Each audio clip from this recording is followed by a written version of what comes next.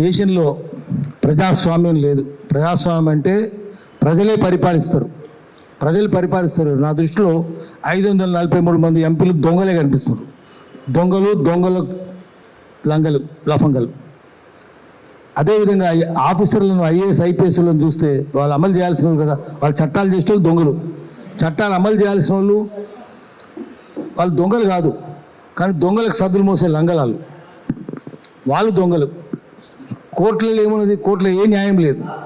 అది కూడా మనకు అందరికి కనిపిస్తూనే ఉంది. భోపాల్ గ్యాస్లోనే 2 లక్షల మంది చచ్చిపోతే శిక్ష లేరు ఎవరికి. చీఫ్ జస్టిస్ ఆఫ్ ఇండియా మహమ్మది కార్ యాక్సిడెంట్ అండి, ఏముంది అని వదిలేసి. ఇక తక్కింది మీడియా అయితే తెలుసు. మీడియా మాఫియానే ఇన్ని ఇష్యూస్తో ఒక్కటి రాస్తుందా? పెట్టుబడికి కట్టుకథకు పుట్టిన విషపుత్రికలు ఆంధ్ర దిన పత్రికలని శ్రీశ్రీ అన్నాడు. పత్రికలు గోరంతలు కొండంతలు చేస్తాయి, కొండలు గోల్కొండలు దాచేస్తాయి అన్నాడు. చలపతిరావు గారు నెహ్రూ పెట్టిన పత్రిక ఎడిటర్, ఫ్రీడమ్ ఫైటర్. ఆయన జైలుకు పోయిండు, బ్రహ్మచారిగా ఉండిపోయిండు. ఆయన కూడా ఏం చెప్పిండు? Freedom of press is freedom of owner of printing machines. వాళ్ళదే every printing machine owner is owner of a jute mill or textile mill. Jute mill means not JUTA mill. Jute mills means జూటా mill, అబద్ధాల mill అన్నాడు. కాబట్టి అబద్ధాల mill ఎందుకు రాస్తాయి? మీ అబద్ధాలే రాస్తాయి, ఏం రాయి. అయితే ఒక చిన్నది చెప్తున్నా, ఇట్లా ఇంతమందిని మోసం చేస్తుంటే రాజకీయ పార్టీలు ఏం చేస్తున్నాయి? రాజకీయ పార్టీలు మౌనంగా ఉన్నాయి. మౌనం అంటే కుమ్మక్కే. దొంగలతో కుమ్మక్కైన మీరు ఏ పార్టీ మాట్లాడతలేదు. ఈ విషయమే కదా అని చెంచులు కోండ్రులు తరిమేస్తుంటే, కోయలు కొండలను తరిమేస్తుంటే, వాళ్ళ అన్నమో రామచంద్రన్ చచ్చిపోతుంటే ఒక్క పార్టీ మాట్లాడిందా? దళితులకు అన్యాయాలు జరుగుతుంటే ఒక్క పార్టీ మాట్లాడుతుందా? చెంచుల జనాభా 1948లో 52,000 జనాభా తెలంగాణలో. అటు ఆంధ్ర వదిలేద్దాం. ఇప్పుడు 21,000 అయింది. చచ్చిపోతున్నారు వాళ్ళు. సంఖ్య తగ్గుతున్నది. ఎందుకు తగ్గుతున్నది? వాళ్ళు పోటు చేసుకొని వస్తున్నారు, అడవులు ఉండనిస్తలేరు, తరిమేస్తున్నారు. ఒక్క శ్రీశైలం ప్రాజెక్టు కడితే 48 గ్రామాలు మునిగిపోయినాయి. చెంచుపెంటలు మొత్తం మునిగిన 145, 48 చెంచుపెంటలు. వాళ్ళు ఏమైనా కూడా తెలియదు ఎవరికి. అందరూ చచ్చిపోయారు. బయటకు వస్తే చచ్చిపోతారు. ఒక్కడు మాట్లాడు, ఎందుకంటే అందరికి పైసలు ముడుతున్నాయి.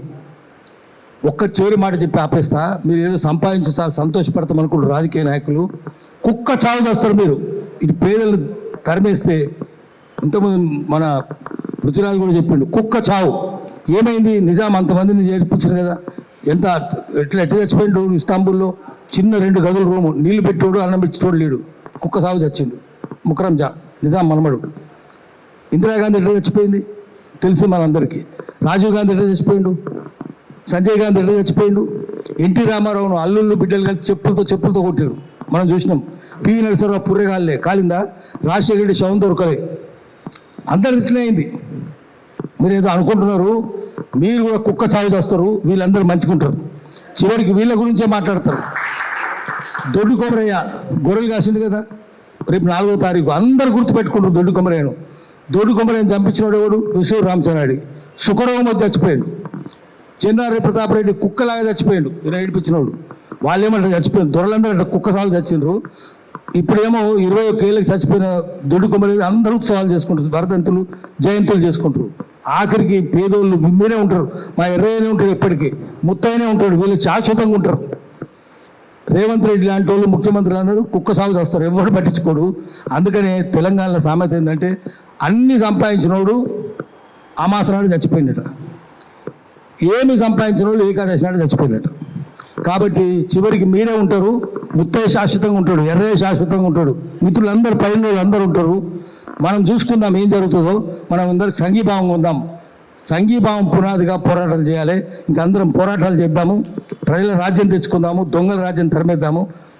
డెమోక్రసీ, క్లెప్టోక్రసీ అంటారు పొలిటికల్ సైన్స్లో. క్లెప్టోక్రసీ అంటే రూల్ బై థీవ్స్. చోరతంత్రం ఉంది, జనతంత్రం లేదు. ధనతంత్రం, చోరతంత్రం, ప్లూటోక్రసీ ఆర్ క్లెప్టోక్రసీ. మళ్ళీ డెమోక్రసీ తెచ్చుకోవడానికి మనం పోరాటం చేద్దాము. వీళ్ళని ముందు పెట్టి వీళ్ళ ద్వారానే చేద్దాము. శ్రమజీవుల రాజ్యంలోనే ప్రజాస్వామ్యం ఉంటుంది తప్ప దోపిడి దొంగల రాజ్యాలు ఉండదు.